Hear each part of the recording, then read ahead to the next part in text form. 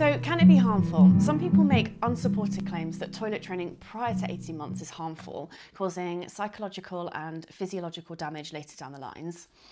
These claims are often paired with the belief that babies have no control of their bladder and bowel muscles prior to this age. But it's really important to understand where this thinking has come from.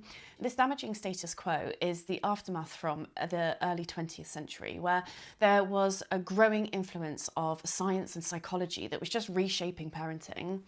Parenting manuals from child experts became really popular, whilst instinctive and responsive care was seen as outdated and unscientific. Parents were really encouraged to follow rigid routines, including controlled and, quite frankly, abusive toileting regimes.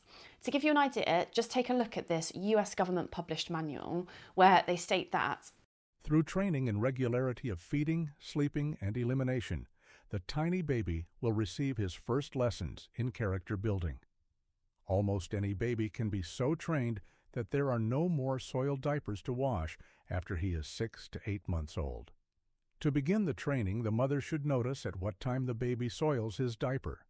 The next day at that hour, she should hold him over the chamber, using a soap stick, if necessary, to start the movement and continue this day after day, not varying the time by 5 minutes until the baby is fixed in this habit.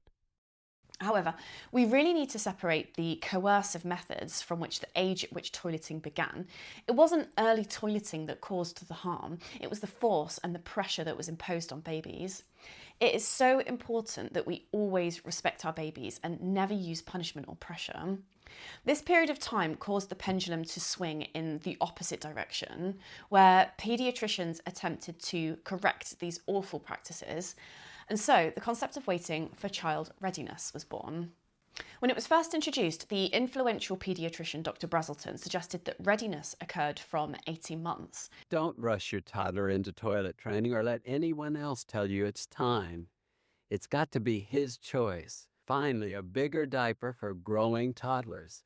What a big help. But the problem is, disposable nappies are just getting so good at wicking away the feeling of wetness, meaning we're just inadvertently suppressing their instincts and shifting that bar of when readiness occurs. The nappy industry has just really propelled this idea into the mainstream, as it could just sell a hell of a lot more nappies. Of course, there are some kids that do just fine with conventional toilet training, but there are lots who don't as well. They struggle to control the muscles that hold and release wee and poo, and they find it difficult psychologically to let go of their nappy. There are some cases where children even request that a nappy is put on before they do a poo. As the research suggests, it's a case of use it or lose it.